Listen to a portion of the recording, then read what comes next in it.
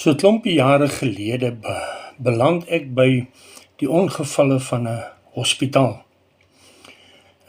Ek word getoets en my suiker lesing is 29.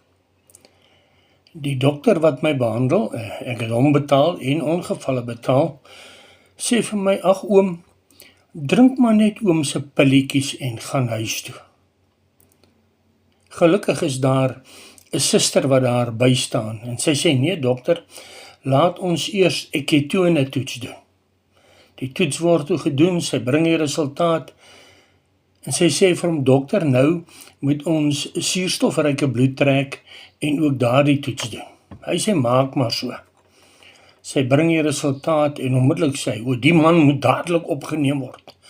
En hulle neem my toe op, daar is toe nie plek in die mediese saal nie, hulle neem my toe op in die ortopediese saal en behandel my. En ek kry insulieninspuitings en so meer. Maar hoekom hierdie verhaal? Dit laat my dink aan die situasie in baie van ons kerke vandag, ook van ons groot kerke.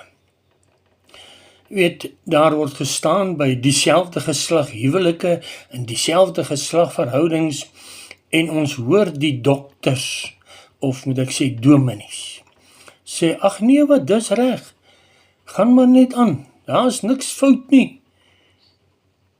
Maar gelukkig is daar dan ook die wat staan by die woord van God en die waarheid spreek. Sulke predikers en leiers wil ek sê, dankie. Die wat sê, nee, kom ons kyk wat is die waarheid en toets dan wat is wat.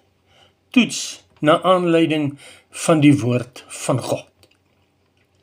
En dit is so belangrik. Dankie vir hulle wat daarvoor staan.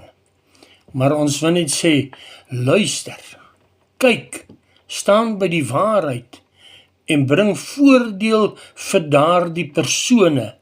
Moenie hulle hel toe stuur met 'n glimlag op hulle gesig, omdat daar vir hulle versekerings gegee word wat Christus nie gee nie. Baie dankie.